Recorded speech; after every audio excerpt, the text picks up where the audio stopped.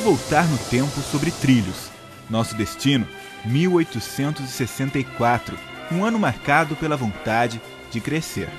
Ano da criação de uma das principais companhias ferroviárias do Brasil, a Companhia Paulista de Estradas de Ferro. A 16 de dezembro de 1860, Danha Marinho, então presidente da província, empreendesse a obra gigantesca, lança em Campinas a ideia de levar a estrada de ferro para o Rio Claro interior. também foi a capital da ferrovia. A concentração da população se dá com a chegada e abertura da estrada de ferro. A ferrovia era uma mãe.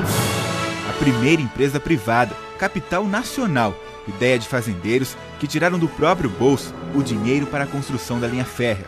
A intenção era levar todo o café produzido na região de Campinas até o Porto de Santos, viagem que no lombo de burro poderia durar até 4 meses. Vinham no trem, um meio acessível e lucrativo para escoar o café para o Porto de Santos. O café tinha pressa. A necessidade fez com que a ferrovia se espalhasse por todo o interior. Era o progresso chegando em alto e bom som.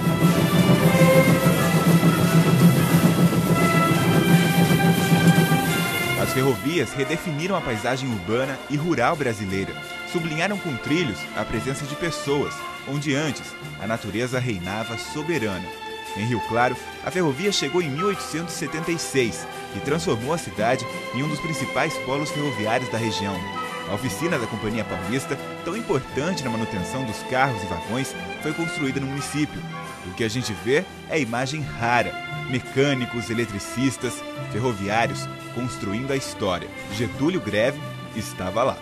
Na profissão sempre gostei dela, né? Eu tinha orgulho de trabalhar, fazer o que eu fazia lá dentro. Vestido com a mesma roupa que usava há mais de 30 anos, fica impossível não se entregar aos trilhos que o levam até o passado.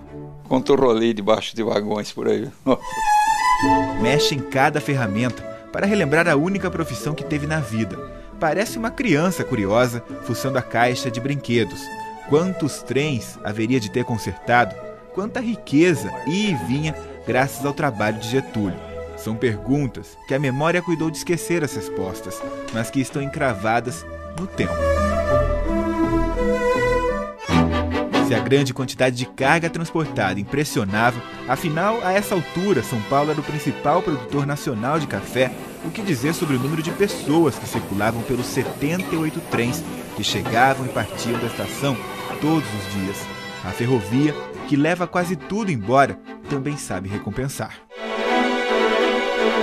A importância da ferrovia não era só escoar a produção local, mas também o que ela trazia de desenvolvimento para as cidades. A tecnologia, as pessoas, os hábitos, tudo o que a gente é hoje, especialmente no interior de São Paulo, passou por esses trilhos. A relação com o tempo era outra. Imagine só, o trajeto Campinas-Jundiaí, por exemplo, demorava 4 horas. Um luxo para a época, que se estendia aos próprios carros, restaurantes, louça fina, madeiras nobres. Nos assentos, gente elegante e importante. Fazendeiros tinham lugares reservados, só deles, mas para embarcar... Até o presidente da empresa respeitava o chefe do trem. Valterci era chefe de trem, cargo que o enche de orgulho. Na estação, lugar que passou boa parte da vida, se emociona ao lembrar das folgas no bar, dos companheiros de trabalho, da família que construiu junto à linha férrea. Passa um filme na...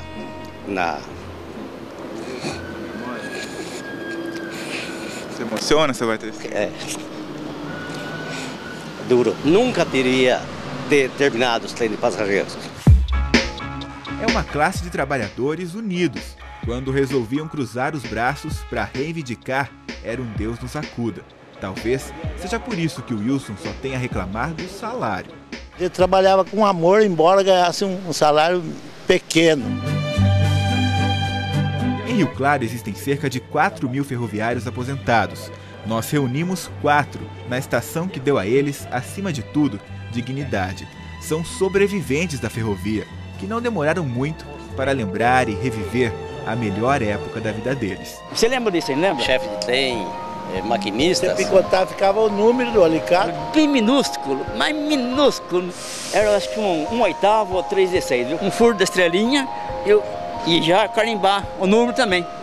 Senão não tinha validade. Na linha de frente, Nós lidávamos com com advogados, lidávamos com clubes de futebol. Ou na oficina. Põe embaixo do martelete e ó, e ó, virava tudo quanto é lado, saía a peça certinho, pronto. Todos têm uma história para contar. Tem até um episódio interessante. Mas tem jeito de falar ainda, né? Coitado do pequeno Reynor, franzino, sem forças. O que vai fazer da vida? Não tinha coragem, não tinha vontade de fazer nada. Um moleque doente. Contrariando todas as expectativas, por meio de uma oportunidade que deram a ele, virou funcionário da Companhia Paulista. Na oficina, cuidava da ferramentaria, mas observava atento os outros funcionários. Muito tempo depois, ainda sabe a função de cada peça. Que tem o rolamento. Tá lá dentro o rolamento, né? A marca, eu lembro, Tink, para chamar. Isso aqui é a alma do vagão. Na casa dele, uma luta constante para manter a memória viva, nas paredes, nas letras. Tem orgulho do seu marido? Tenho. Reynor, na memória, vive o ofício que salvou a vida dele até hoje. Parou no tempo, em nome da ferrovia. Estou preso no tempo e me sinto feliz, sabe? Por quê? Eu tenho alguma coisa para falar. O tempo passou. O que fica é a saudade da primeira e única profissão. Reynor passa até 6 horas por dia no quintal da Casa Simples, sobre um quadro de sua própria autoria. Ele fica eternizando a história. Ferroviário é esse o seu maior orgulho. Eu queria que o senhor lesse isso aqui pra gente. Lesse isso aqui? Pelo amor de Deus. Ferroviários.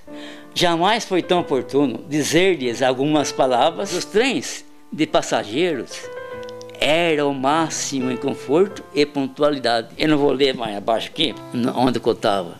Conforto e pontualidade, eu parei, né? Olha, presta atenção. O que está na minha cabeça? Olha, inclusive os ferroviários das ferrovias que foram incorporadas pela Companhia Paulista em 28 de outubro de 1971. Todos os ferroviários ativos que trabalham em várias ferrovias, enaltecendo o estado de São Paulo, nosso querido Brasil. Reynor Carneiro. Você se vê fazendo outra coisa, pensando sobre outro assunto? Olha, esse é o primeiro, viu? O ferroviário vai ser sempre primeiro. A explicação para essa saudade é fruto de uma política empresarial que permitia aos funcionários criar vínculos eternos. A empresa dependia deles e eles cresceram junto com a companhia. Um procurava ajudar o outro. Então, por exemplo, se vou pintar minha casa hoje, não dava 10 lá para ajudar. A ferrovia estava a todo vapor. Transportava carga, gente, muita carga. Em 1922, a ferrovia ficou a toda eletricidade. Mais um ponto para a Companhia Paulista, a pioneira em eletrificar as linhas e usar carros de aço para o transporte de passageiros. A qualidade no atendimento era a marca pontual da companhia. A preocupação com o tempo era tão grande que as pessoas acertavam o relógio pela chegada dos trens. Quanta história! Quem poderia imaginar que um dia a locomotiva fosse parar? Entra em cena Juscelino Kubitschek.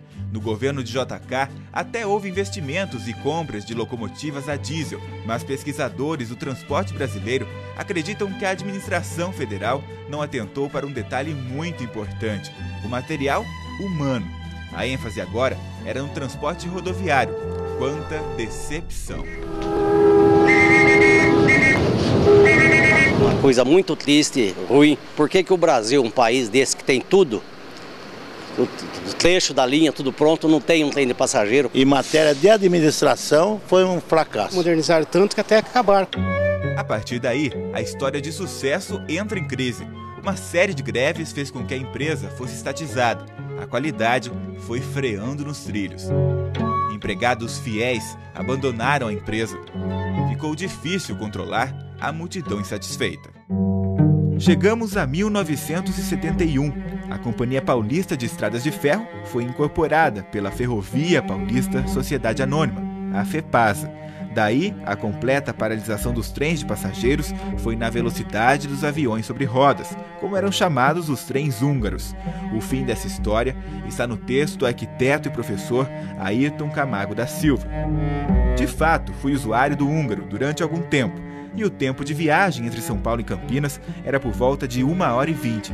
Mas no final de sua carreira, cheguei a tomá-lo na Estação da Luz às 18h20 e só fui chegar em Campinas às 21h30 no mínimo. Foi em 17 de junho de 1980 que ele deixou de circular até Rio Claro, passando a ter em Campinas seu ponto terminal. No próximo bloco, nós vamos conhecer um idealizador que transformou a própria casa em museu. E ainda, a Ferrovia da Sucata, o que era sinônimo de luxo e desenvolvimento, hoje abriga lixo e descaso.